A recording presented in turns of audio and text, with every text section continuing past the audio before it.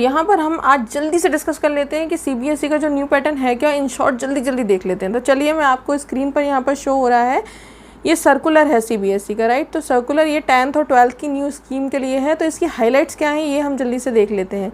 सबसे पहले जो एकेडमिक सेशन होगा, हर बार आपको पता है कि आपका सिर्फ एक एग्ज़ाम हुआ करता था, राइट। आपको यानी कि बोर्ड का फाइनल एग्ज़ाम देना होता था। लेकिन द चेंज इज़, यहाँ पर बोल रहे हैं कि जो एकेडमिक सेशन होगा वो 2 टर्म्स में होगा, यानी कि 2 टर्म्स जो हैं उसमें एकेडमिक सेशन आपका पूरा कंप्लीट होगा। यानी कि अब जो आपका बोर्ड एक हुआ करता था वो 2 बार कंडक्ट होगा। बट द ट्विस्ट इज़, इसमें थोड़ा सा डिफरेंस है, जहाँ पर बच्चे जो है वो अब ये सोच रहे थे कि नहीं उनका पेपर सिर्फ एक बार होता था तो अब 2 बार होगा। नहीं, द डिफरेंस इज़ एक पेपर यानी कि टर्म 1 जो होगा वो कम्प्लीटली एमसीक्यूज़ के फॉर्म में होगा, और जो सेकंड होगा वो पूरा थ्योरेटिकल होगा जैसा कि होता था। इसमें भी कुछ ट्विस्ट है। तो सबसे पहली चीज़ यहाँ पर हमने ये तो देख लिया कि 2 टर्म्स में होगा अब, राइट। तो 2 टर्म्स के बाद एक चीज़ जो मैंने आपको यहाँ पर बताई वो क्या है कि आपका पहला जो एग्ज़ाम होगा वो पूरा एमसीक्यूज़ फॉर्म में होगा, यानी कि उसमें कितना सिलेबस कवर किया जाएगा, 50% सिलेबस, और बाकी का 50% सिलेबस आपका नेक्स्ट जो एग्ज़ाम होगा यानी टर्म 2 थ्योरेटिकल एग्ज़ाम उसमें होगा, राइट। तो ये जो है अब यहाँ पर डिफरेंस आ गया है। ओके, तो अगर हम उसकी हाइलाइट्स देख लें तो क्या होगा कि पहला हमारा एमसीक्यूज़ का होगा जिसमें आपका 50% सिलेबस कंप्लीट होगा, और सेकंड वाले में अदर 50% सिलेबस होगा। बट सिलेबस में भी क्या कंडीशन है वो देख लीजिए। सिलेबस जो होगा वो रैशनलाइज्ड होगा। सिलेबस में जैसे लास्ट ईयर जो है कुछ पॉइंट्स हटा दी, कुछ टॉपिक्स हटा दिए गए थे, छांट दिया गया था सिलेबस को। इस तरीके जो सिलेबस हैं उसमें से सीबीएसई अभी फाइनल बताएगा कि सिलेबस में से ये टॉपिक्स हटाए जा रहे हैं, ये टॉपिक्स रखे जा रहे हैं। यानी कि जो एमसीक्यूज़ हैं, एमसीक्यूज़ जो आएंगे 50% सिलेबस में से भी, उसमें से भी सीबीएसई ने जो डिसाइडेड किया होगा कि ये टॉपिक्स रहेंगे या नहीं रहेंगे, वो उसमें से आएंगे एमसीक्यूज़, उस 50% सिलेबस में से।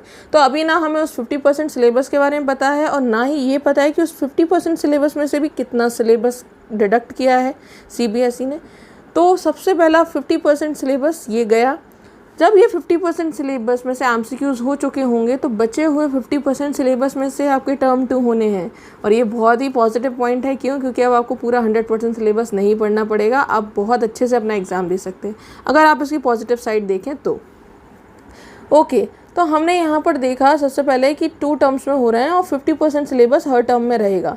मैंने आपको दोनों चीज़ें बताई कि एक एमसीक्यूज़ होगा और एक कम्प्लीटली कैसा होगा, एक कम्प्लीटली थ्योरेटिकल पेपर होगा। वहीं पर ये आपको बिल्कुल भी नहीं सोचना है कि एमसीक्यूज़ वाला पेपर कम इम्पॉर्टेंट है और थ्योरेटिकल पेपर ज़्यादा इम्पॉर्टेंट है। दोनों ही अपने जो सिलेबस से आएंगे, दोनों ही एग्ज़ाम्स, दोनों ही टर्म्स इक्वली इम्पॉर्टेंट होने वाले हैं, और उन्हीं के बेसिस पर आपके मार्क्स होंगे।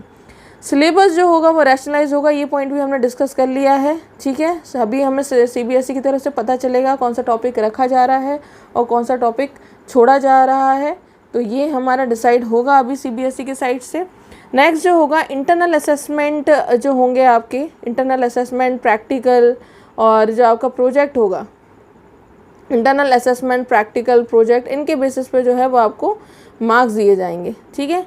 तो ये है यहाँ पर वैलिड जितना हो सकेगा उनके बेसिस पे आपको, इंटरनल असेसमेंट वगैरह के बेसिस पे भी आपके मार्क्स जाएंगे, वो हर बार जाते हैं तो इसमें कुछ डिफरेंस नहीं है। बट उनकी वैलिडिटी की बात यहाँ पर की जा रही है तो अच्छे से ध्यान रखा जाएगा, वो तो इट्स ओके।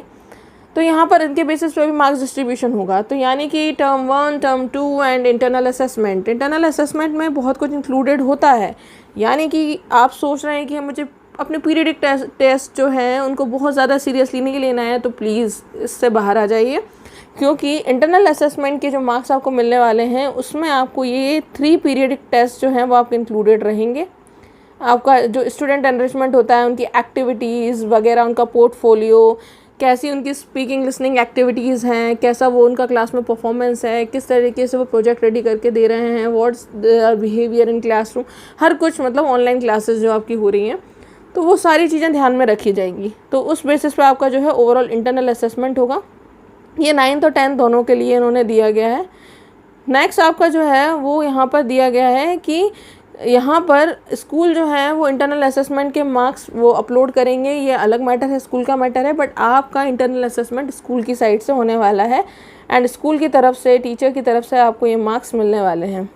टर्म 1 एग्जामिनेशन की हमने पहले ही बात कर ली है। इन शॉर्ट हमने जल्दी जल्दी सब कुछ उसमें सुन लिया था, हम इन डिटेल देख रहे हैं। सबसे पहली चीज़, क्योंकि ओवरऑल पूरी कंट्री में एग्जामिनेशन कंडक्ट होगा तो 4 to 8 वीक्स का जो होगा वो विंडो पीरियड तो दिया ही जाएगा, ऑफ कोर्स सी बात है। बट अगर मैं MCQs की बात करूँ तो MCQs का जो पेपर होगा टर्म 1 में, उसमें क्या होगा, 50% सिलेबस होगा, ये भी हमने बात कर ली थी। साथ ही साथ वो पेपर आपका होगा कितने मार्क्स का, वो कितने देर का होगा, 1.5 घंटे, 90 मिनट्स यानी 1.5 घंटे का वो पूरा पेपर होगा। तो आप को बहुत अच्छे से और भी ज़्यादा बेटर वे में पढ़ना पड़ेगा, क्योंकि MCQs में सही है तो आप सही हैं, गलत है तो गलत है, कोई भी एलाबोरेशन नहीं होता, कोई भी एक्सप्लेनेशन नहीं होता, यानी कि आपको इन डेप्थ स्टडी करनी ही पड़ेगी। और किसी भी केस में यहाँ पर कैंसिल नहीं होने वाले एग्ज़ाम, ऑनलाइन कंडक्ट होंगे अगर कोई भी इशू होता है तो, बट एग्ज़ाम तो होने ही वाले हैं इस बार। ओके, तो यहाँ पर इन केस अगर कोई कंडीशन हो भी जाती है तो भी सेंटर पे यहाँ पर जो है वो हमारे एग्ज़ाम्स जो हैं वो कंडक्ट होंगे। नेक्स्ट जो है ओवरऑल स्कोर जो होगा उसमें टर्म 1 का कंट्रीब्यूशन रहेगा।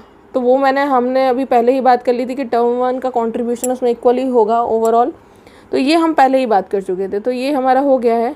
सेकेंड टर्म का जो एंड होगा, यहाँ पर सेकेंड टर्म की बात हो रही है, सेकेंड टर्म के एंड में जो बोर्ड होगा और ईयर एंड का एग्जामिनेशन होगा, उसमें रैशनलाइज सिलेबस कौन सा आने वाला है।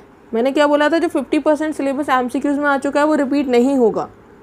अब जो बचा हुआ सिलेबस है 50%, उसको हटाकर उसमें से आपका टर्म 2 जो है वो बनेगा, ठीक है ना।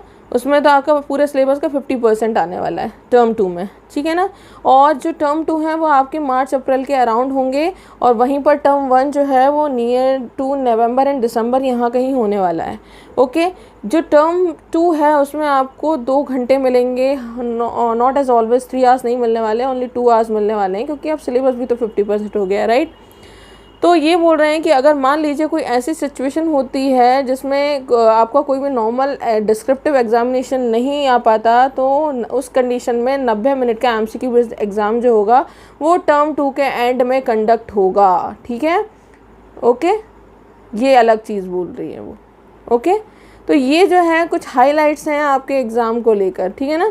ये जो है आपके टर्म 2 के एग्जामिनेशन है, उसी के बाद आपका जो ओवरऑल स्कोर है, फाइनल स्कोर जो है वो जो है डिसाइड होगा, overall final score on the basis of term 2 examination, ठीक है। अलग अलग सिचुएशंस के हिसाब से असेसमेंट की बात यहाँ पे कर रहे हैं। अगर मान लीजिए पेंडेमिक की कंडीशन इंप्रूव हो गई और स्टूडेंट जो है वो स्कूल और सेंटर तक आ सकते हैं, तो टर्म 1 और टर्म 2 जो है वो स्कूल सेंटर पे होंगे, और थ्योरी मार्क्स जो है इक्वली दोनों एग्ज़ाम्स के बीच में दे दिए जाएंगे। बट अगर मान लीजिए पेंडेमिक की कंडीशन ऐसे ही चलती रही और कंप्लीट क्लोजर रहा स्कूल्स का नवंबर दिसंबर तक, और टर्म 2 मतलब टर्म 1 के टाइम की बात कर रहे हैं ये, स्टिल उस केस में टर्म 2 जो है वो तो सेंटर्स पे ही हेल्ड होने वाले हैं। तो टर्म 2 के लिए आप बिल्कुल निश्चिंत हो जाइए, वो आपके सेंटर्स पे ही हेल्ड होंगे।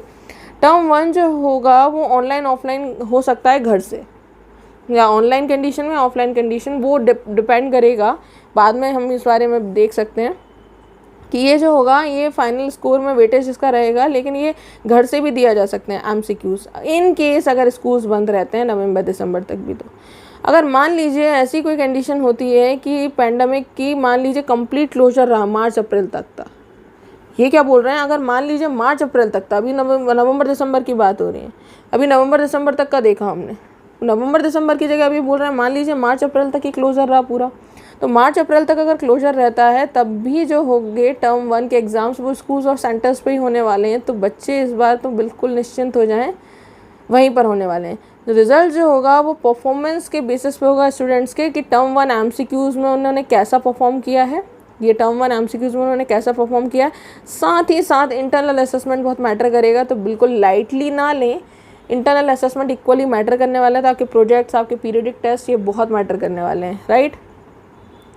ओके, नेक्स्ट की हम बात करेंगे, मान लीजिए अगर पैंडमिक की सिचुएशन जो है वो स्कूल्स का कंप्लीट क्लोजर रखती है, बोर्ड जो है वो कंडक्ट करता है टर्म 1 और टर्म 2 के एग्ज़ाम, तो वो घर से ही होंगे। फिर अगर कंप्लीट क्लोजर रहता है, कोई ऐसी कंडीशन होती है, तो फिर वो ये आपको रिलायबिलिटी भी दे रहे हैं कि हाँ ठीक है, फिर हम थोड़ी रिलायबिलिटी दे देंगे। तो उन्होंने हर कंडीशन यहाँ पे बताई है, और फाइनली ये जो है आपका पूरा का पूरा नया कह सकते हैं पूरा वो आया है आपका सर्कुलर।